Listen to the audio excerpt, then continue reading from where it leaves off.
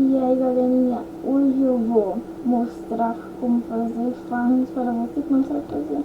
Então já vou mudar de mundo aqui para um mundo super plano, apenas um corte. Oh, que incrível!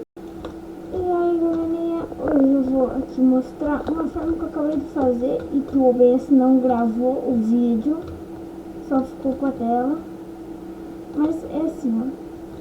Eu só vou explicar como que é farpas que já fiz e o OBS não gravou. Aqui tu coloca uma pasta de história. Ali um baú e aqui e ali um funil, trilho ativado e 2 trilhos normais para fazer as curvas. Eu usei isso aqui, ó. Agora tu coloca 5 observadores e 5 pistões.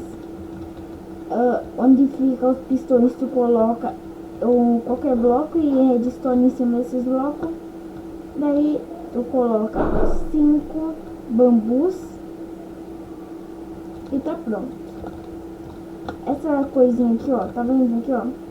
Não precisa, eu coloquei decoração, mas você pode deixar assim que é bom pra pegada aí. Mas então foi isso mesmo. Só queria ter, né, gravado antes certo, né, o OBS Studio. Então esse foi o vídeo. Eu vou deixar aqui o número de coisa que precisa para fazer esse negócio, que chato.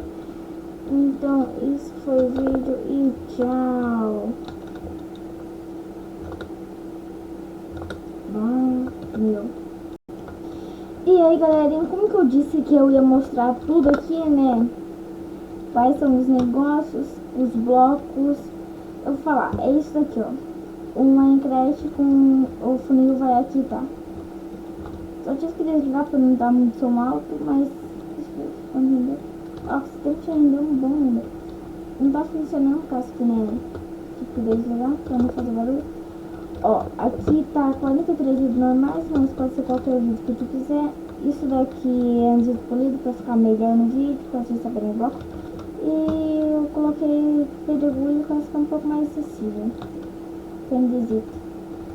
Então, é isso. Agora vamos ficar uns 5 segundos aqui mostrando e vocês vão ter que pausar.